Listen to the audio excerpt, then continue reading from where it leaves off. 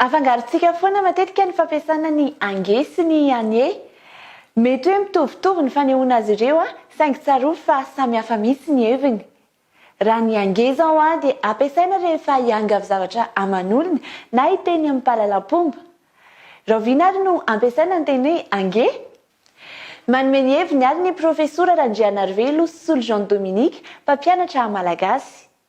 Le ange zany raha ny tena izy fiangaviana miaro fahalalam-pomba. Dia asiko ohatra hoe etsy ange ianao na hoe mikisa kely ange ianao raha jerena zany zay zavatra zay dia misy fiangaviana miaro fahalalam-pomba. Rehefa irarisoa indray na ilaza ny faniriana tiana ho tanteraka dia ny anie no ampiasaina na antsoratra izany na ambava. Matetika dia hialohavana ny teny hoe enga ny fampiasana azy.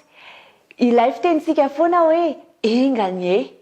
Le anie indray anie indray faniriana sy tsodrano. Atao ohatra avy hatrany tsika hoe androso anie Madagasikara. Dia le anie amin'izay faniriana. Fa tsy teny zany ohatra hoe androso ange i Madagasikara. Androso anie. Dia ohatra koa hoe ela velona anie ianao. Faniriana zany zay. Ela velona anie ianao, enga anie ianao mba ho ela velona. Faniriana. Raha ohatra raitsika le anie koa mety ho fanasongadinana.